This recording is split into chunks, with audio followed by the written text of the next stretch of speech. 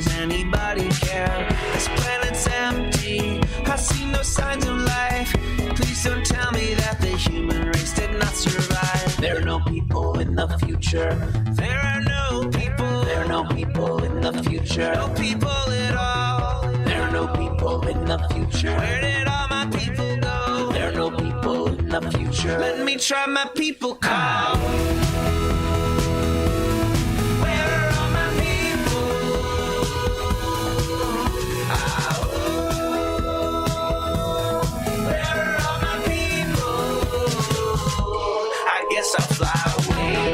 Hey everybody, happy Monday.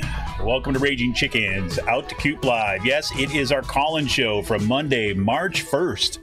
On Out to Coop Live, we talk to progressives, activists, and troublemakers of all sorts from our own backyards from across the country. On Fridays, Sean Kitchen and I, and what I'm told I have to refer to for whatever reason as our flagship show, Sean Kitchen and I break down the good, the bad, and the ugly on Fridays in state and national politics. You can get both this podcast and our flagship show by subscribing to our podcast on Podbean, iTunes, Spotify, or wherever you get your podcast. But you can only join the show live, the conversation live, and call in on a Podbean app on most Mondays at 7 p.m. Sometimes we go a little bit earlier. Sometimes we bump it a day depending on our guest. But most of the time it's Mondays at 7 p.m. Eastern. And if you're watching us on YouTube, yes, we are streaming live to YouTube too as well. Make sure you smash that subscribe button, hit the bell, and like the stream. The more you like it, the more you subscribe, the more we get to get the voices that come on this show out to the world. Amplify is in order. You can help support this show by becoming a patron for as little as $5 a month by going to patreon.com/rcpress. And if you're listening to the show on the Podbean app, you can show us some love right now. You can drop a few bucks in our tip jar by clicking on that little gift icon at the bottom of the screen. Yes, you can fill your digital pockets with Podbean's golden beans. That's what they call them. It's like Podbean's Bitcoin, I guess, or something like this. When you can send us a gift of your choice. Every gift that you send helps support and expand this podcast. And if you're looking for more PA progressive talk tonight, well, stay on and tune into the Rick Smith Show's live stream at 9 p.m. Eastern. You can find that on his YouTube channel, his Twitter account, Facebook, wherever you get a stream, that's where Rick is. That is 9 p.m. in Eastern. And make sure you subscribe to his daily podcast wherever you get your podcast. And a special shout out for all the gamers out there. Yes, I want to introduce you to the place to go for all your gaming needs. Check out the Game Inn, located right on Route 309 in Quakertown, PA. The Game Inn is a Quakertown-based, Black family-owned gaming store. And not only are they friends of the show, and not only just friends of the show, they're like the family, the parents, the whole family of my son's best friend, right? So I've got a personal investment in their success, let me tell you that. But the gaming store, they're friends of the show, great folks all around. They have almost every gaming product you can imagine. N64s, Nintendo DSs, PS4s, and Switch. Why get out of that, corporate mentality and support a family-owned business? And they also have a huge variety of video games, all platforms, large collection of collectibles, including action figures and Funko Pops, and kids will get discounts with every A on the report card. You check them out on their Facebook page. You can follow them on Twitter at the Game Inn. That's with 2 N's, Game Inn. You got a question about a game, looking for something hard to get, message them on Facebook, drop them an email at thegameinpa@gmail.com, or give them a call at 267-424-2535. Visit them online at thegamein.com. Let them know that Raging Chicken sent you. I'd love to hear that. And a special shout out to Jonathan Mann, who wrote our intro song, There Are No People in the Future. Check out all his great stuff on his YouTube page and follow him on Twitter at Songadayman. That's with 2 N's once again. Songadayman on Twitter. He's got great stuff. So on today's show, it's almost like going back to Raging Chicken's roots, because those folks who've been following us since way back when we got started back in 2011, the kind of PA's fracking country was really front and center in a lot of the coverage that we were doing back then. And so tonight I'm welcoming Sean O'Leary, and he is a senior researcher with the Ohio River Valley Institute. We're going to be talking about the Ohio River Valley Institute's, or ORVI's, new report called Appalachia's Natural Gas Counties, the Natural Gas Fracking Boom and Appalachia's Lost Economic Decade. The report examines 22 counties in Pennsylvania, Ohio, and West Virginia at the center of Appalachia's natural gas boom. While the boom did wonders for the national GDP, the fossil fuel companies' bottom lines. Yeah. Well, but those 22 counties did significantly worse. The promises of an economic rebirth for these economically strapped regions never came to pass. So a little background, the Ohio River Valley Institute is an independent nonprofit research and communications center. It's a think tank founded in 2020 and based in Johnstown, PA. The Institute equips the region's residents and decision makers with the policy research and practical tools needed to advance long-term solutions to some of Appalachia's most significant challenges. Their work includes in-depth research, commentary, and analysis delivered online by email and in person to policy champions, emergent leaders, and a range of community partners. And they just actually released another report. I'm telling you, the research coming out of this institute is phenomenal. Ever since I kind of came across them last fall, I've just been like on their site because it's great. They've got another report came out last week called "The Failures of Fossil Fuel Subsidies in Pennsylvania." I understand they got more research coming on, so my guess is it's not going to be the last time you hear from Sean O'Leary and some other folks from the Ohio River Valley Institute too as well. So O'Leary is a native of Wheeling, West Virginia, and he's written about coal and natural gas and their role in economies of Appalachia in a book, a newspaper column, and a blog called The State of My State. And previously, Sean served as the communications director at Northwest Energy Coalition in Seattle, Washington. He's also a playwright who has won numerous awards presented by the National Endowments for the Arts, the National Arts Club, and the West Virginia Commission on the Arts, among others. So I'm very, very pleased to welcome Sean to the show. Sean, welcome to the show. Well, I thank you for having me, Kevin. I'm just thrilled to be here. Well, I can't even tell you when this report first came out. I said this to you before the show today, but as I was rereading it today, I got as angry as rereading it now as I was when I first read it. But before we get into like the meat of this, I just want to talk a little bit about how you got into the business of writing about this stuff. I mean, how do you go from like playwright, right, to writing about and tracking down and doing research on the lies, or okay, let's be fair, on the kind of the failures of the promises of the natural gas industry here in this region? Well, first you have to understand that no one, including me, makes his living writing plays. It's not a lucrative profession. Fair point. So for 20 years, I had a side gig in which I ran a marketing analytics company that did market modeling for consumer packaged goods brands. And by that, Oreo, Chips Ahoy, all the Nabisco cracker brands. And we also worked with Pfizer Consumer Healthcare, which is Listerine, Lubriderm, Benadryl, and all of that stuff.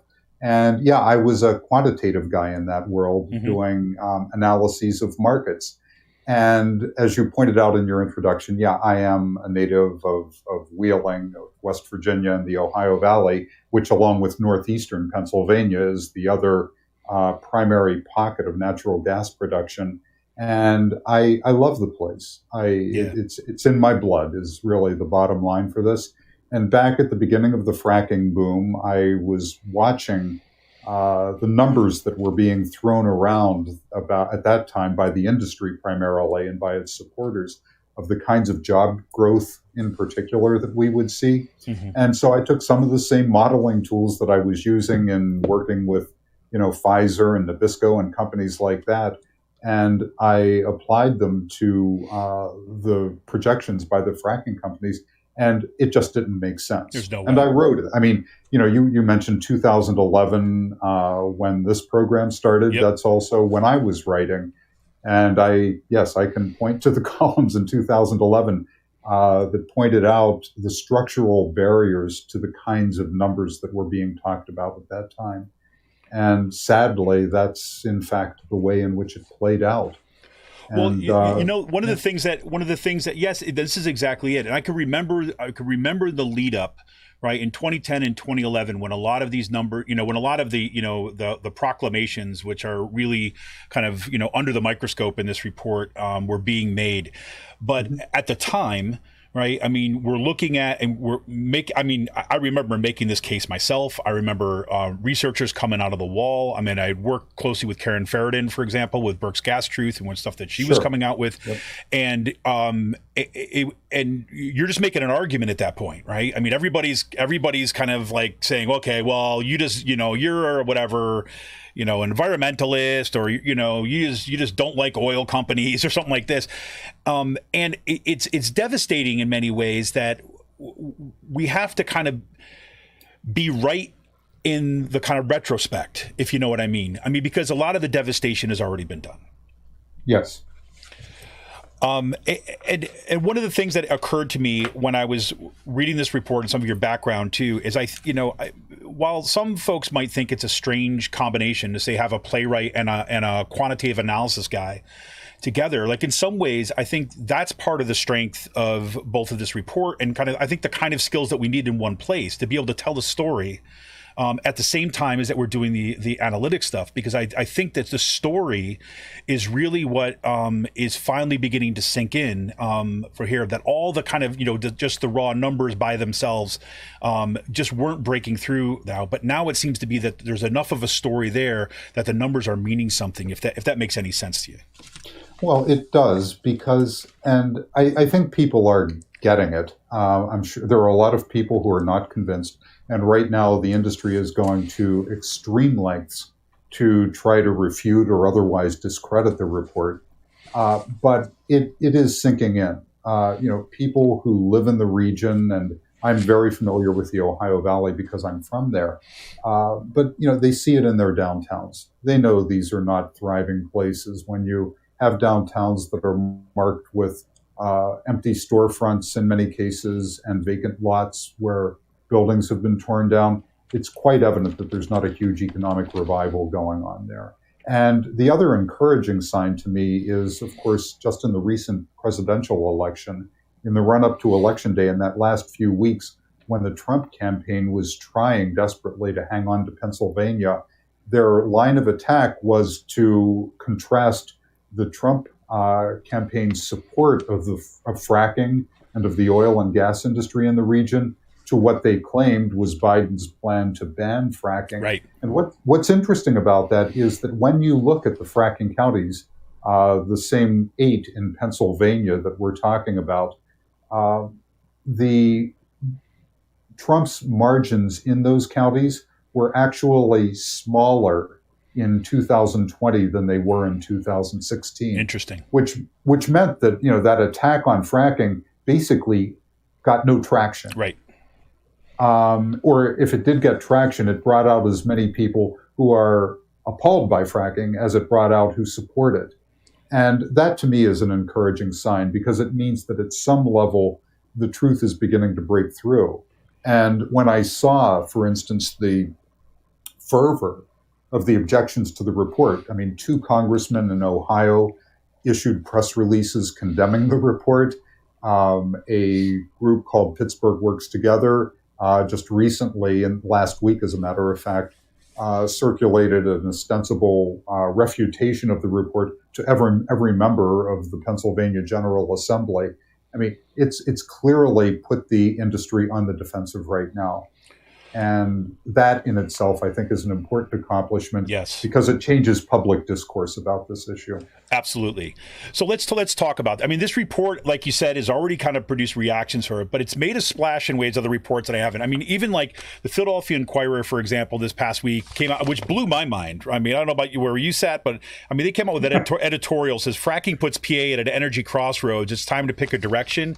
And your report gets centered in this, right? And they quote John Hanger talking about the report, and they say John Hanger, who served as Pennsylvania Secretary of Environmental Protection under Governor Ed Rendell, commented on the findings saying, quote, "This report explodes in a fireball of numbers the claims that the gas industry would bring prosperity to Pennsylvania, Ohio, or West Virginia. These are stubborn facts that indicate gas drilling has done just the opposite."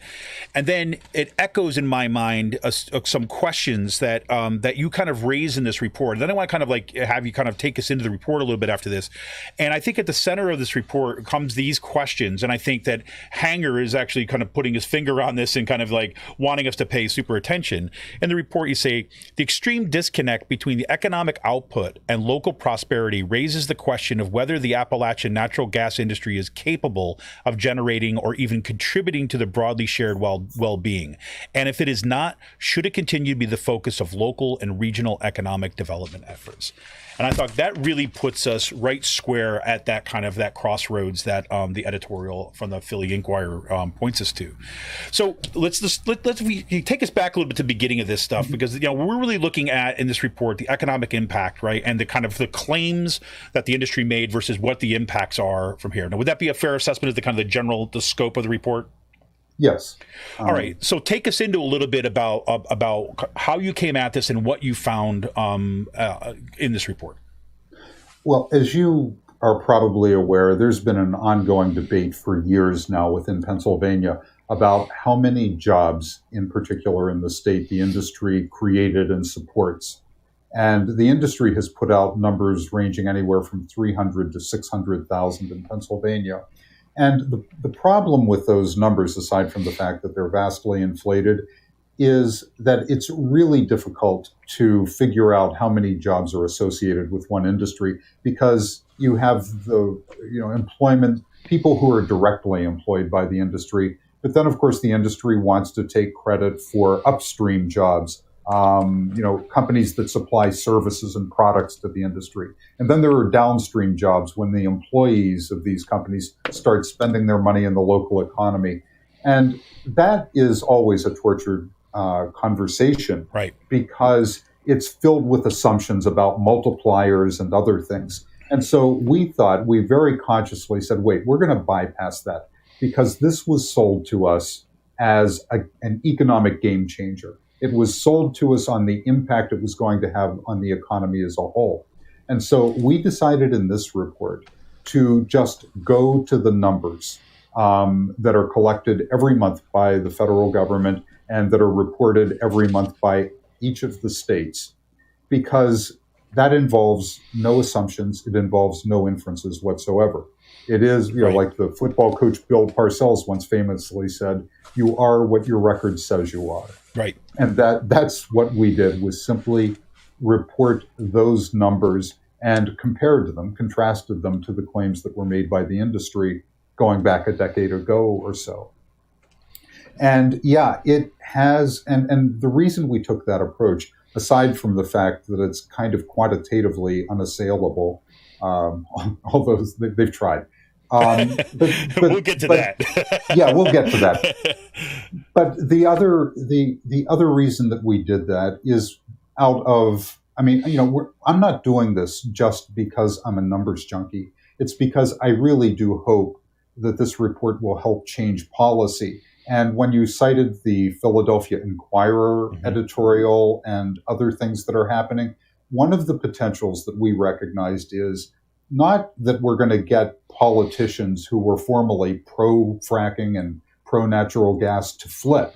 That's practically not going to happen, nor is the industry going to go away next month, no matter what we do. It's right here. And, but what we can do by citing these numbers, even to supporters within the legislature, is to point out, okay, you may support the industry, but the fact is you and your constituents are getting a raw deal here. Okay, if you want to support the industry, that's fine. But at the very least, drive a deal, negotiate for a deal that actually provides some benefits. And so it's really on that basis, I think, that the Philadelphia Inquirer editorial board and others are approaching this report, because it's not there to say ban fracking or keep fracking no, it's just the numbers. And moreover, it's actionable at a policy level, even for people who may support fracking, but who are willing to look at the objective numbers and acknowledge, crap, this really isn't working out for our county or my constituents. And so it creates, the important thing, I think, is that it creates the possibility for legislators, regardless of what their positions were prior to the issuance of the report, to look at it and say, gee, maybe we do need to negotiate a better deal on this thing.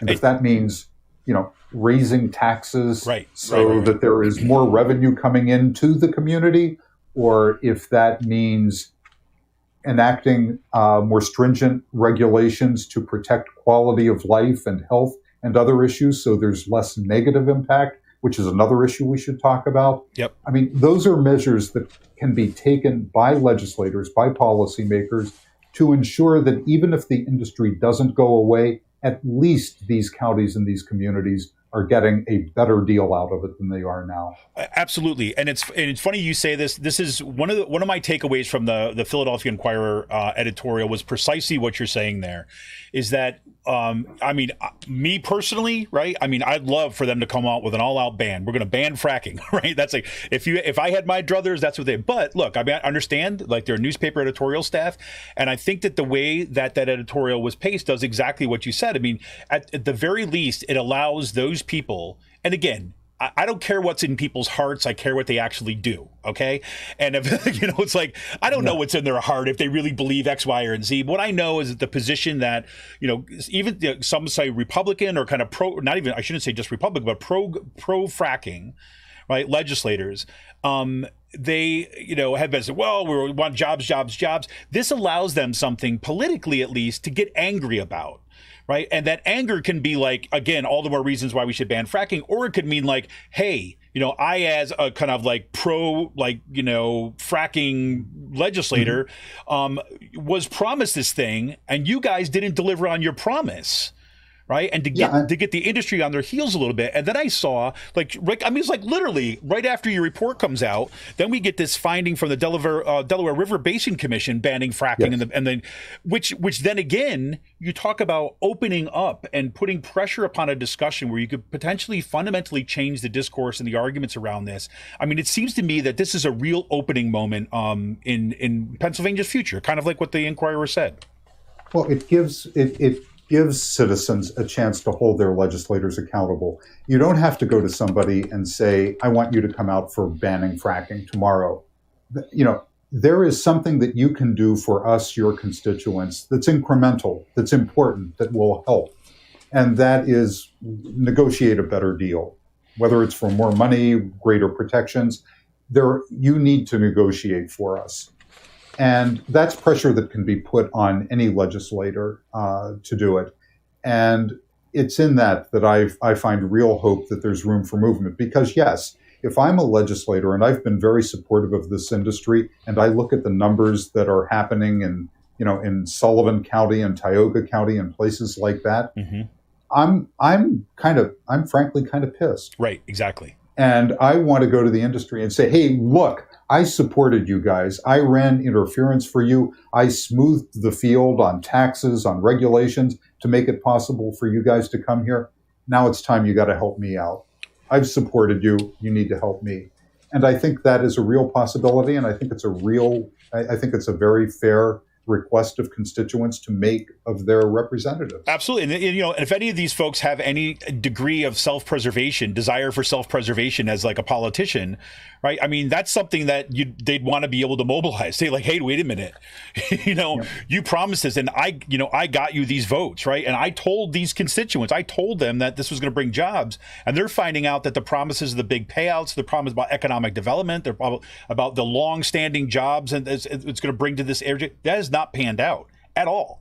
So, what say you, sir, kind of thing, No, and what happens, the good outcome of that is that, of course, whether it's, increased taxes or whether it's greater protections for people's quality of life and health, those, frankly, are going to increase costs for the industry. Right. And that, combined with other market forces that are kicking in right now, including the rise of renewables that are cheaper to generate electricity with, and other factors, will help hasten the industry's demise. And so there's a short game and there's a long game at work here. And both of those can work in harmony with one another if people just look at the deal they're getting now and decide that it's not enough. Okay, so let's go into this report a little bit here, because you have let's get into the numbers a little bit, because you said you kind of lay out the numbers here, and very much you've got this contrast, right? You got the contrast between what the industry brings to, say, GDP, like gross domestic product, right? The kind of, say, profits that come out of this versus what's actually happening in these 22 counties. So lay out that contrast for us. Yeah. Well, you have to look at both sides of the equation. The counties are making, like all places in the United States, the 22 fracking counties are making a contribution to the U.S. economy, to GDP. We hear the gross domestic product statistic quoted every month, just like we hear jobs and other statistics quoted every month. Exactly. And all that you have to know is that the contribution that these 22 counties are making to the U.S. economy has grown over the last 11 years 3 times faster than the U.S. economy as a whole. So once upon a time, these counties were basically contributing to a little less than $2.50 to the U.S. economy for every $1,000 in the economy. By 2000, and that was in 2008. By 2019, that $2.46 had become $3.33, fully a 1/3 increase, a 33% increase, 35 actually, percent increase in the contribution these companies or these counties are making to the nation's economy. Now, in a perfect world, what you would see is comparable or proportional increases then in jobs, in income, and even in population. That would mean things are working harmoniously and to the benefit of the counties. Right. But in fact, what we see happened is that while the contribution to GDP increased the share by 33%, jobs only increased by 1.6%, which is statistically almost insignificant. It's astonishing. It really is. Yeah. And, similarly, in total, adjusted for inflation, the contribution of these counties increased overall by 61%.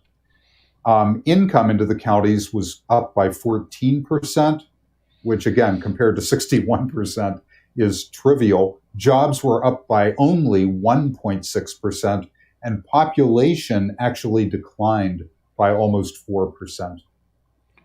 So you've got let's really lay this out. So you've got a kind of a boatload of cash that is being made here, right? So there's real money being made. Yeah. Right? I mean, and it's all going and it's registering at the national level. That's the amount of money we're talking about here, right? Yeah, the money. Yeah, the money happened. I mean, let's be very clear about that. The money happened. There was investment to get all those wells drilled. The wells produced a ton of gas that has been sold all over the place. And so there's a lot of sales revenue coming from the sale of that gas. The problem is that very little of that money, either on the front end when the wells were being drilled and continue to be drilled, or on the back end when the gas is sold, very little of that money actually lands in the local economy. And in fact, we will have an upcoming companion report to this that looks at that phenomenon. But we do know that when you look at that huge growth in GDP that came out of the counties, that literally 80% of the money associated with that growth went elsewhere, simply left the region altogether. And, we can talk about the reasons for that because there are a number of leakage points from the very beginning of the process when we're talking about drilling wells initially, all the way to the sales process. And a neighbor of yours in that part of the country, an economist named Tom Kinnaman from Bucknell University, gets a lot of credit because back in 2011, he had started already then to identify the leakage points that caused so much of that money to land elsewhere. That's crazy.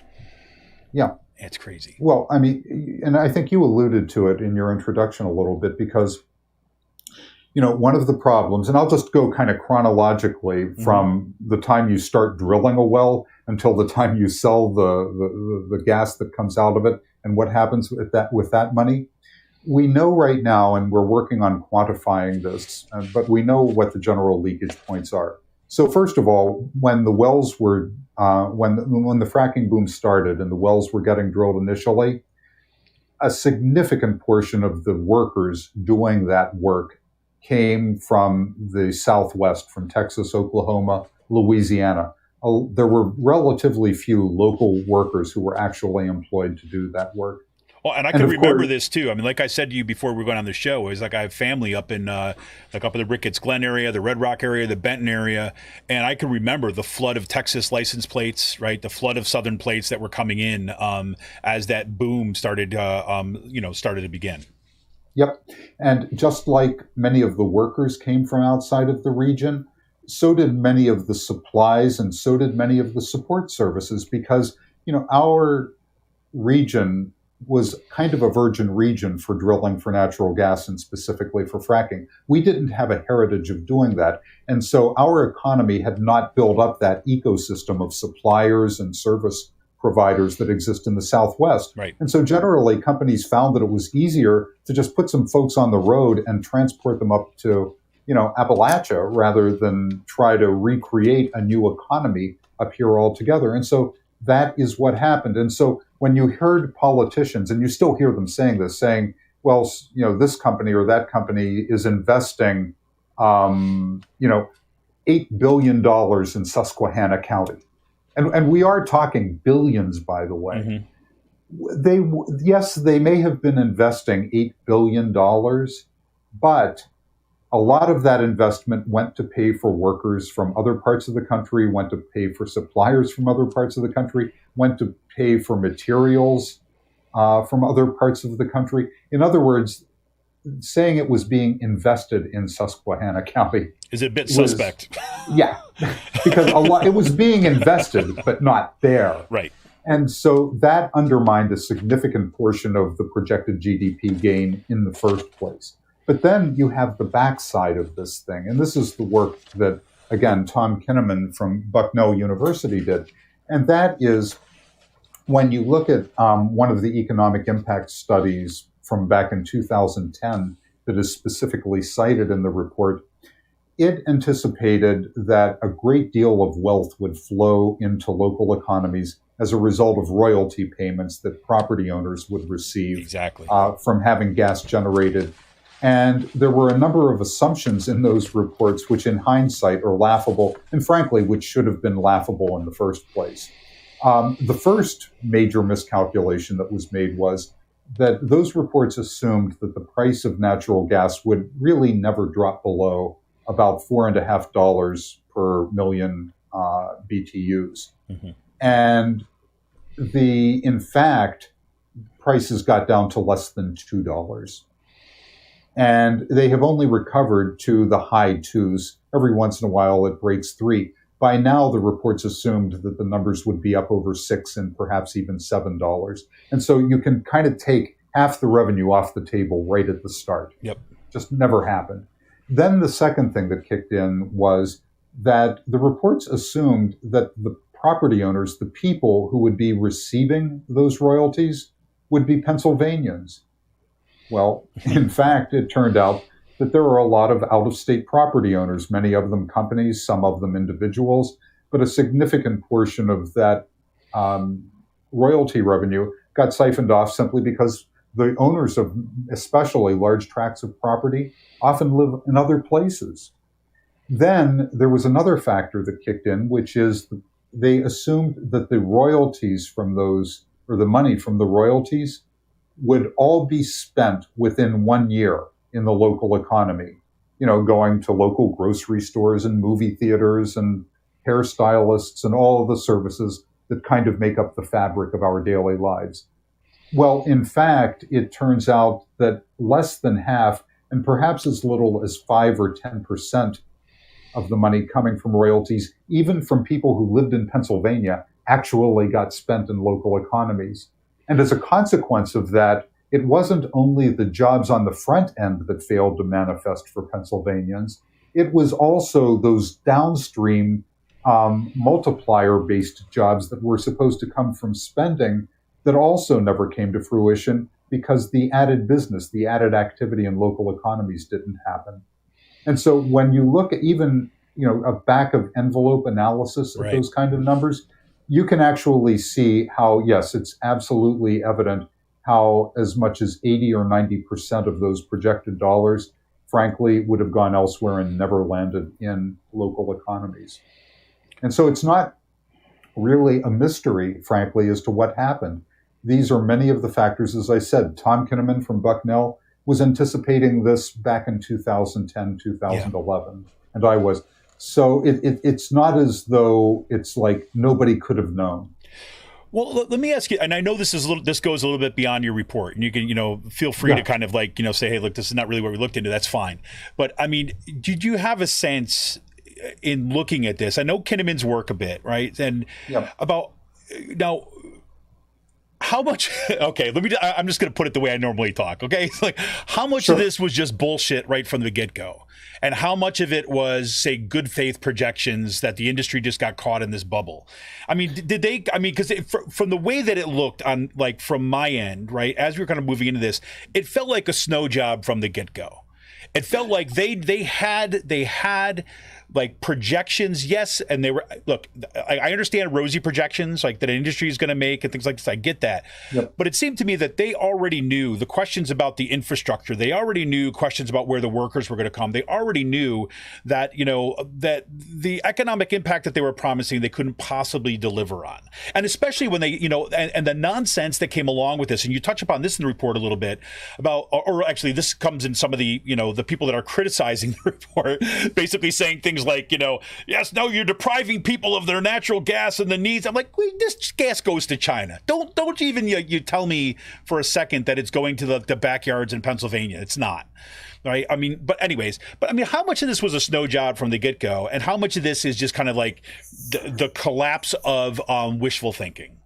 I take I think a fairly generous view of many people involved in making these projections and in making these claims. I think there were some aspects, particularly in the economic impact studies that are cited in the report, where some of the assumptions that were made about the job multipliers, the income multipliers, what people would do with the money they got from royalties, I think those assumptions were kind of egregious, and should not have been made. And so that's that. But I'm more concerned about, and you expect the industry to do what the industry does. Right. I mean, the thing that I have, the people who I have real compassion for in this are, local political leaders, county commissioners, local state reps and state senators, economic development authority people, because typically they're not experts in this stuff to begin with. And, I don't know as much about conditions in northeastern Pennsylvania as I do in the Ohio Valley. Yeah. But where I come from in the Ohio Valley, it's been a 60-year economic decline going back to the 1950s. My hometown of Wheeling has less than half the population it had when I was born there in the mid-1950s. And so, when you're a county commissioner in Marshall County, West Virginia, or Belmont County, Ohio, and some larger-than-life character like, Aubrey McClendon from Chesapeake that started the fracking boom nationally walks into your office one day and says, hey, I want to invest $1 billion in your county. Yeah. And you've been sitting there watching your population decline, people move away, buildings be abandoned in your downtowns. What are you going to say when somebody comes in and says, I want to invest $1 billion? Probably something along the lines of, how can I help? Totally. I mean, no, look, I agree with you. I have 100%.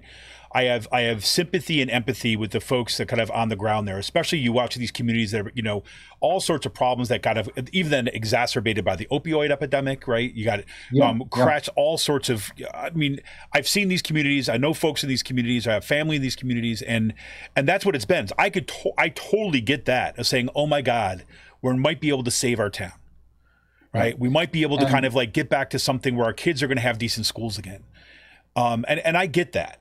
And of course, I guess that's what the industry in part banks on, right? Is that, you've got easy targets, when it comes to actually, getting them to change policy, for example, or to help, facilitate, to go to this, to go to the state house and say, listen, we need this.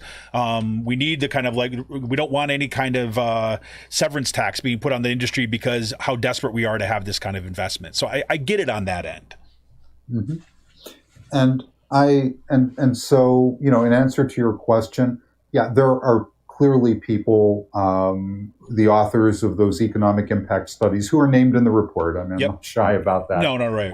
Who frankly should have known better and could have known better.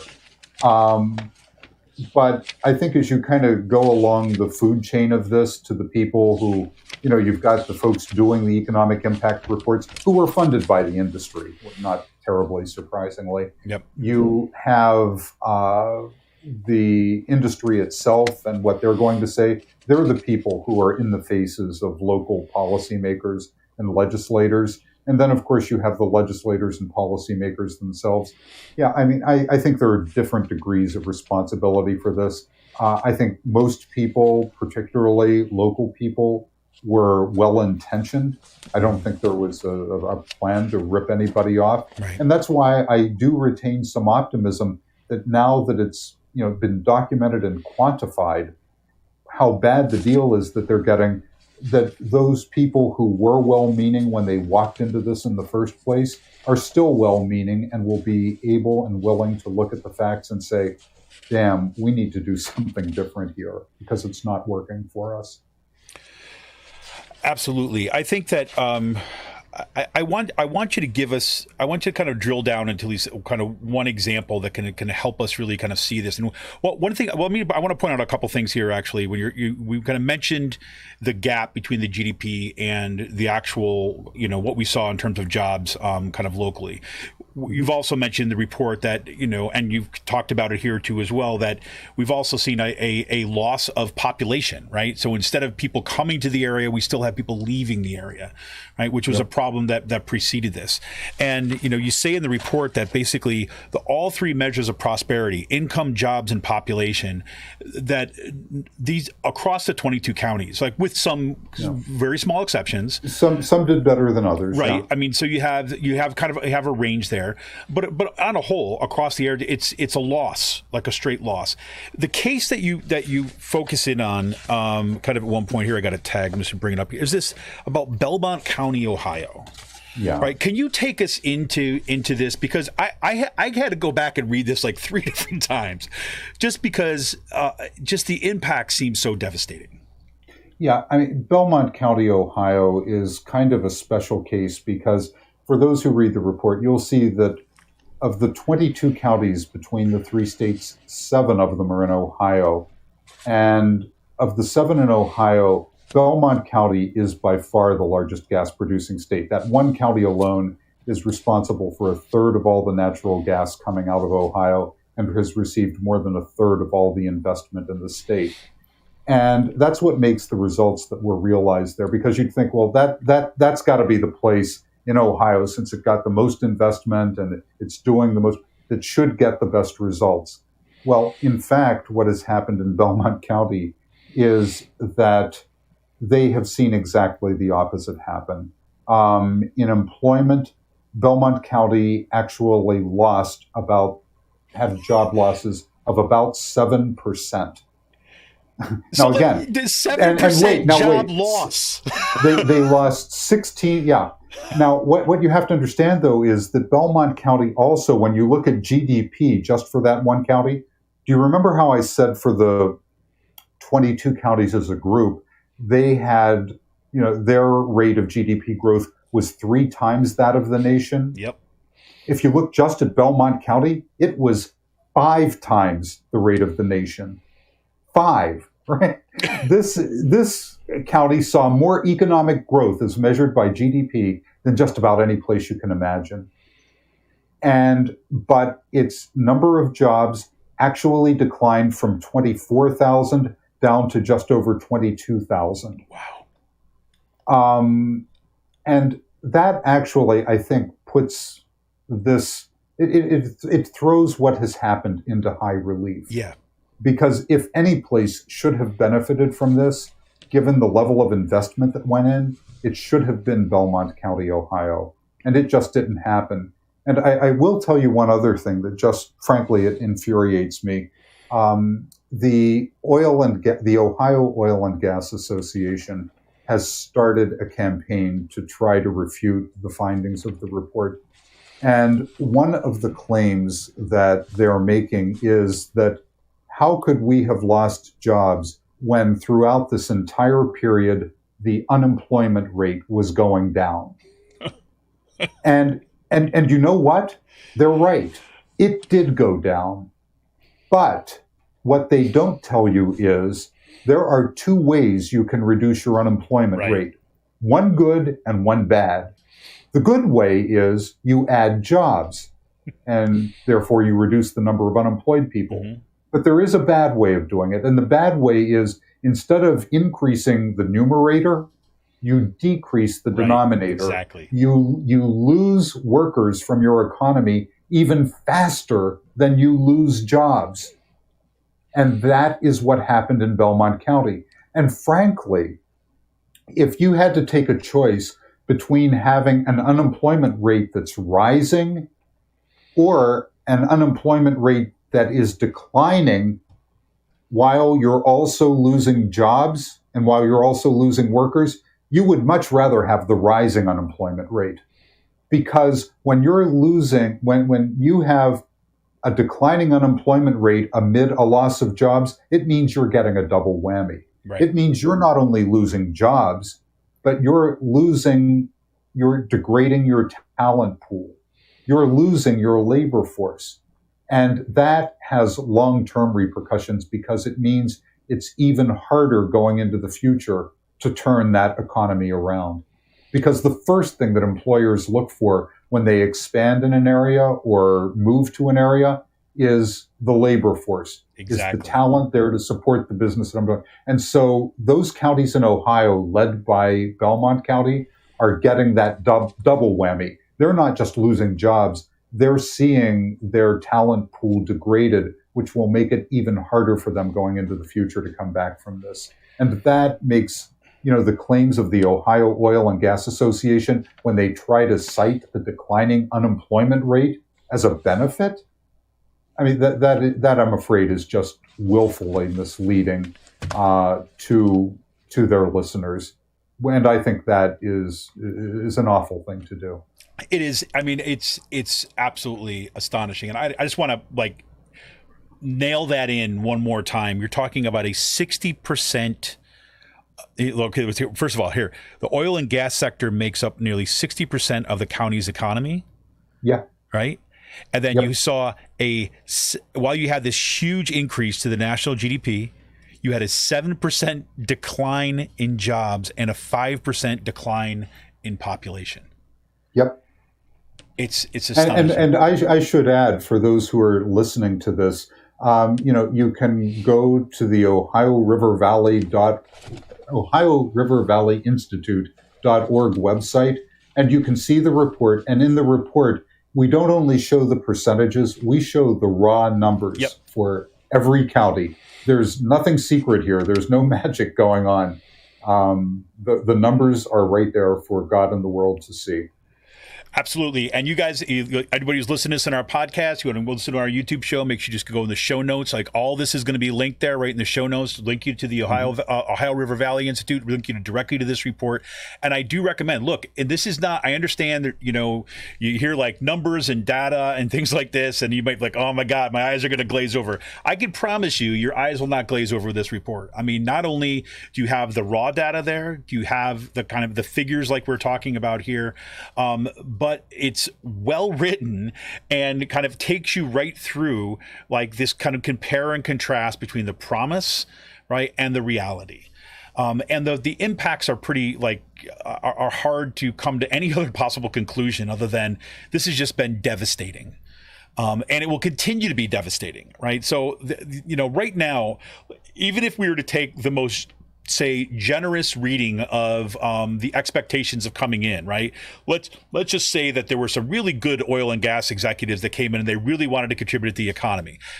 Like I said, this is a hypothetical, so I'm just saying, even if we assume that at this point in time, right, and after seeing the figures that are presented in this report, if those same arguments are used now, then they are nothing but lies. Because we have the data, right? We've seen what goes on. And unless they're going to have some radical kind of change and say, listen, we're going to accept a 20% severance tax increase to make up for the loss that we brought to these counties, it's just not going to, it's just nothing but smoke. Right, so this is a really important point. Now, I would let me take a quick program announcement here. Then I want to come back to here, and I want Sean to tell us a little bit about some of the blowback. He's already talked a little bit about some of this, the ramping up to kind of start to refute this report, and some of that kind of blowback. And we'll also take your calls. So we'll come back after this. We'll start talking a little about some of the blowback, and then if you do have something, you have a comment that you want to kind of chime in, you have a question for Sean, you have a comment, you got some experience that you want to bring into the show, we'd welcome you into the conversation. Also, on our YouTube, if you're following us on YouTube, you're watching the show there, if you got a comment there, you can put it right in the chat. But I just want to let everybody know that on a programming note for next Monday night, same time, same channel, next Monday night, that's March 8th, I'm going to be welcoming State Representative Elizabeth Fiedler and State Senator Nikhil Saval to the show. And we're going to be talking about the people's budget and progressive organizing in this state. And again, that's going to be live once again, the Podbean app, and we'll be streaming live on YouTube channel quite as well. My guess is we're going to have a conversation that's going to go beyond just the people's budget, in part because we're in budgeting season right now, and there's been a whole bunch of stuff that's been going down in the state legislature in terms of housing policy and a bunch of other stuff. So please do tune in next week. I'd love to have you. And you can help support this show by becoming a patron for as little as $5 a month. Just go to patreon.com/rcpress, and you can give us some love right now during this show. There's that little gift icon at the bottom of your Podbean app. You click on that, you can send us a gift. Any gift that you give us today, right, will help support the show and help expand it. You remember last week we had a special Wednesday show with Jordan Hopkins. We talked about kind of extremist organizing in the state and some of the pushback and the grift that's at the center of the Patriot Party. That was a kind of a midweek show. We hope to bring you some more midweek shows just like that, and we can only make that possible with your support, so kind of really appreciate it. So as a reminder, if you got any questions, comments, you want to phone in, you want to share your experience, please do hit that little call button at the bottom of your Podbean app. So Sean, take us into this now. You kind of mentioned this to me before we got on the show today, that there's been some increasing pushback now to this report, despite the fact that it's very factual. Here's the numbers. This is what the numbers mean. These are the impacts. Already there seems to be this mobilizing by the industry. Well, there is, and clearly they feel vulnerable on this issue because for so long, the debate over fracking has been framed pretty much as one of jobs versus the environment. And as long as they kept it in that frame, to be perfectly honest, I think most people value jobs more than they do the environment. Yeah. And so they felt that as though that was a beneficial framing. The challenge that this report creates is that it goes after the family jewels. It's going after their economic claims rather than their environmental claims. Right. And that's why it's fundamentally, I think, very frightening to them. And yes, they've been mobilizing on a number of fronts. As I mentioned, I may have mentioned before, 2 congressmen in Ohio have issued press releases condemning the report. the Ohio Oil and Gas Association has started a roadshow in the 7 counties in eastern Ohio trying to refute the report. Pittsburgh Works Together, an organization that is very supportive of the industry, issued a press release which it circulated to all members of the Pennsylvania legislature attempting to refute the report. And the funny thing is that the arguments that they're making are so transparently false. I mean, I talked about a few minutes ago about the unemployment rate claims, which statistically is just laughable. The Pittsburgh Works Together refutation basically argued that we had cited the wrong federal employment statistics. Now, first, you have to understand that we cited the same statistics that the federal government uses when it reports job numbers every month, that the state of Pennsylvania, all 50 states use. We use the same source. They suggested so using basically the numbers that anybody has any interest whatsoever is coming to like an approximating objective reading of the scenario. Those are the numbers you're talking about that you used, right? Yeah. And we have, we at the Ohio River Valley Institute have an advisory board that includes a number of prominent economists from Pennsylvania. One of those who's looked at this is Steve Herzenberg from Keystone Research, with whom you may be familiar. Yep. But we've got Mark Partridge from Ohio State University, Amanda Weinstein from the University of Akron, and a number of other people. And they frankly were flabbergasted when they heard the criticism that we used the wrong numbers, as in, what else would you use?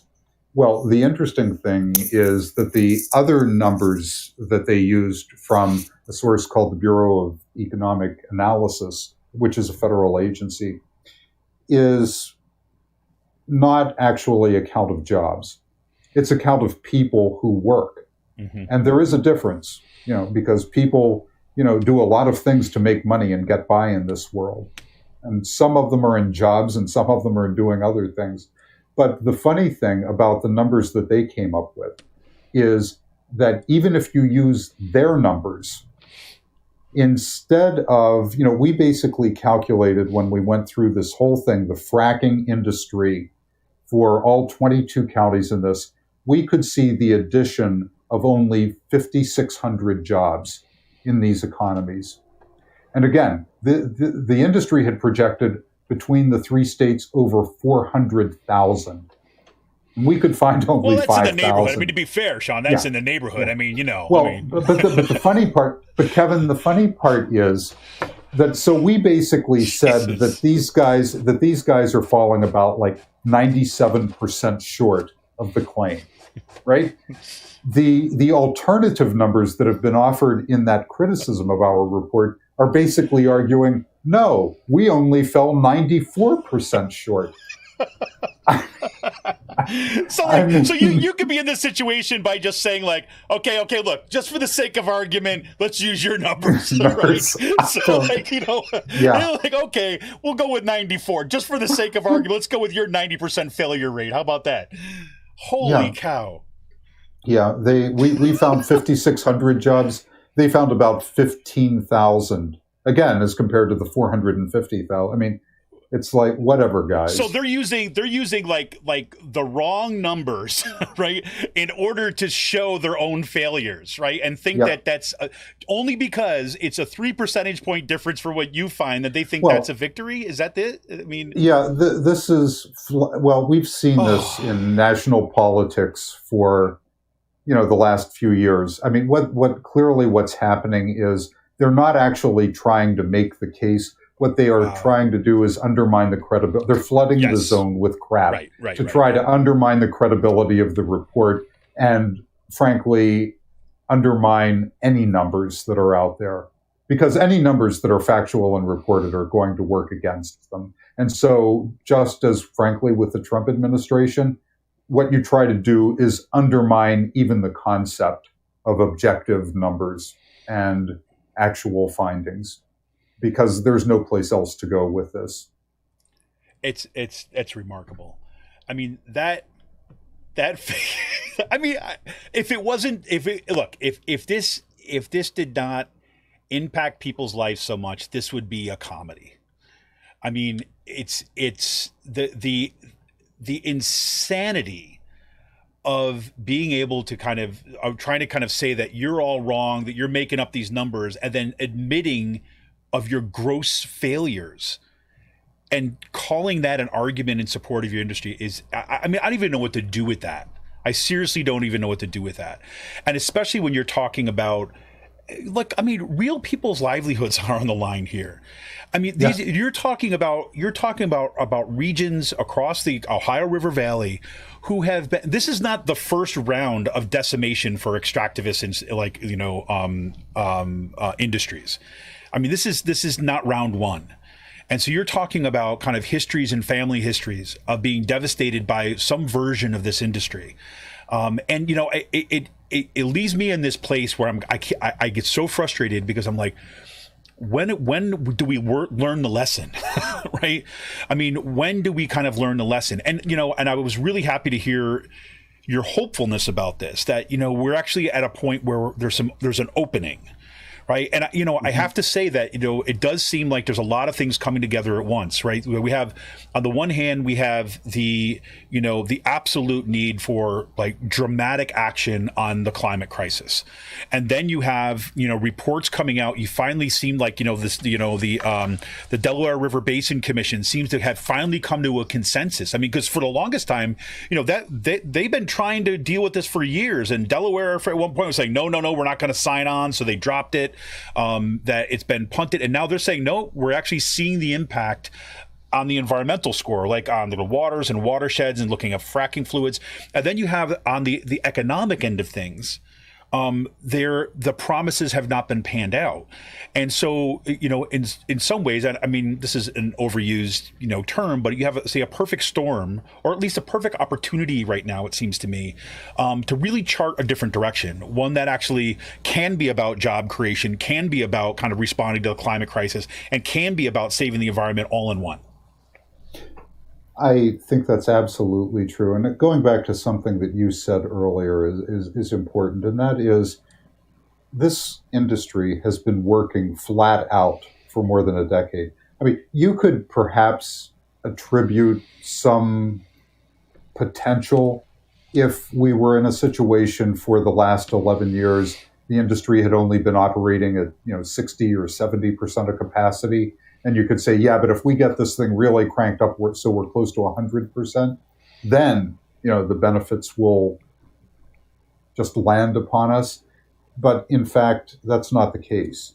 The industry has been running flat out. If something good was going to happen, it would have happened. Right. And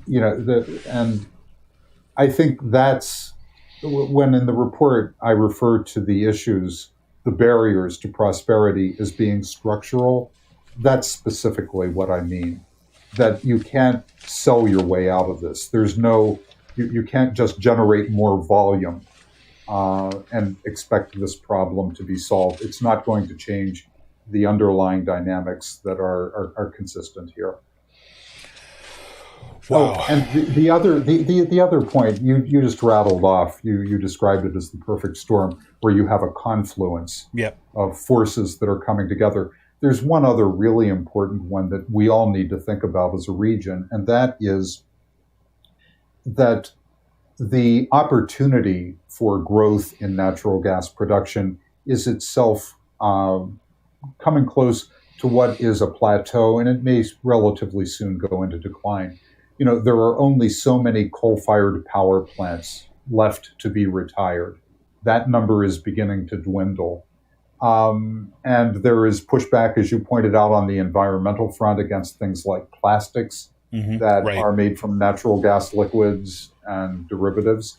And also, when you look even at the electric industry, which consumes the majority of natural gas, by the way, there are lower cost alternatives out there. Renewable resources, both onshore and offshore wind, are now less expensive than natural gas. And when you look at the projections for where Pennsylvania in particular seems to be going, particularly if the state joins the Regional Greenhouse Gas Initiative. Yep. You're going to see, not a huge decline in natural gas because a lot of the infrastructure has been built and it's now a fact of life. Yep. But you will see a flattening of growth there. And that means, again, the opportunities for gas are likely to go, if not into decline, they're going to become much, much more dependent on exports to other countries. And the other factor that I would point out that has not played out and in all likelihood is not going to play out is that the petrochemical industry, plastics, has not grown the way in which it was anticipated to grow. And that's another area that I concentrate on heavily and have written quite a lot about, and in fact just hosted a forum a couple of weeks ago with industry experts, finance experts, and policymakers on the future of the plastics and petrochemical industries in the region. And that also is not encouraging. But kind of the last factor that I would chime in with on that front is all of these industries, whether we're talking about natural gas or whether we're talking about petrochemicals and plastics, these are capital-intensive industries, not labor-intensive. Right. If you had to pick industries upon which to try to rebuild an economy that provides lots of jobs, you really couldn't have chosen too many worse places to go. And to put that in context, when you look at extractive industries, oil, natural gas, and also coal, only about 20% of the income that they generate goes to jobs, goes to wages and salaries. When you look at other sectors, most sectors of the economy are up around 50 to 60%. In other words, these are inherently not labor-intensive activities to begin with. Right. And then you layer in all of these other factors, and you see this just isn't a great foundation upon which to try to build economic growth and job growth. 100%. Well, I'll tell you, we're coming up on time here, but if anybody does want to kind of jump in, does want to kind of call in, if you got any questions or comments, please do now. And I'll tell you, one thing you can help out a lot is you listen on Podbean, make sure you like the show, make sure you follow the show, give us a like and share it with your friends. I want to, special kind of shout out to Kristen, who kind of shared it with some friends during the show. That's fantastic. And you can also help by heading on over to our YouTube channel. Even if you're not on YouTube a lot, go over there, hit that subscribe button, hit that little notification bell to basically, be notified anytime that we go live, and like this stream, because the more that you kind of like and subscribe to this podcast or whether it's a YouTube channel, the more that helps amplify these voices that we kind of bring on here every week. So, I mean, Sean, I'll tell you, I've like I said at the very beginning of this, I've loved this report. It's infuriated me, and it's felt like such a needed contribution to the discussion at this point. And I am glad to hear that you've got some follow-up stuff, and I hope that, man, I can reach out to you again. I'd love to have you back on the show with some other reports. This stuff is just phenomenal. No, this has been fun, and I really appreciate the opportunity to talk, because this really is all about changing public discourse and building awareness of what's going on. And, this is an important part of doing that. So I'm really grateful for the opportunity. Well, you got it. And, it's one of the reasons why we do this, too, is because, it's one thing where, if you go on, say, a local news show, if you go on to even like a national news show, I mean, you've got you've got your 1 or 2 minutes to basically, make a few kind of top line points, kind of little conclusion points, and then kind of where do we go from here kind of point. But they have the opportunity for people to hear the kind of, the report discussed, see about the implications, and to participate in the discussion is something that I really appreciate. We'll help you try to amplify in any way we can. So, well, hey, thank you so much once again, Sean, for coming on the show. I appreciate it so much. I want to remind everybody out there that you can kind of become a member of Raging Chicken by going to patreon.com/rcpress. You can become a patron for as little as $5 a month. You can hit that little kind of gift icon at the bottom of your Podbean app right now. You can send us a gift in any kind of amount. But most importantly, make sure you share the show and kind of make sure that you subscribe to our YouTube channel and subscribe to our podcast. The more that we get the word out, that we help amplify this. And we've been doing our live call-in shows now now on Podbean since I think the first one we did was last July, at the end of last July. And we've already seen the kind of the sharing of the numbers kind of going way up and gotten some great feedback so far. And that's all thanks to everybody out who listens to the show, thanks who follows it, and thanks to share this stuff out. So once again, this is Sean O'Leary. You can find his report, Appalachia's Natural Gas Counties, the natural gas fracking boom in Appalachia's lost decade. You can find that on the website of the Ohio River Valley Institute. There's going to be links to that directly in our show notes. Make sure you go and you check it out and get that report. It's available in PDF. You get it, download it, and share it with your friends, because the more that you get this information out to people on the ground, the more that you can actually help kind of give the evidence, give the knowledge and the research background to help make the arguments on the ground for people who are trying to better our communities. The more we're all going to be in a better shape. So thanks again, Sean. I appreciate it. I look forward to the next drop of the next report. Thank you, Kevin. I really appreciate it. Take care. All right, you got it. Hey, everybody, so this has been Kevin Mahoney, and editor and founder of Raging Chicken. Thank you all for tuning in tonight. Great discussions in the chat. I loved having seen some new faces, some new voices in here who are sharing to help and spread the word. Next week, we're going to have, once again, as I said at the break, we're going to have State Representative Elizabeth Fiedler and State Senator Nikhil Saval to come on and talk about the Pennsylvania People's Budget. There's been a lot of budget activity in the State House in Harrisburg, and we're going to have a lot to talk about, especially when it comes to kind of the expansion of, I like to say, instead of the progressive squad here in Pennsylvania, we've actually just kind of leveled up to the progressive battalion after the last election. So we're going to talk about that too as well next week. Hope to see you all back next week right here on Podbean's Out to Coop Live. See you on YouTube. Make sure you subscribe to our podcast. This is Kevin Mahoney, editor and founder of Raging Chicken. Man, this is leaves me with a bunch of hope at the beginning of the week. Can't ask for more than that. See ya! My face, my arms, can't tell if I exist. Am I the sky, the rock, or tree falling in the forest? I had a friend once, at least I think I did. I almost can't remember exactly what a friend is. There are no people in the future. No people. There are no people.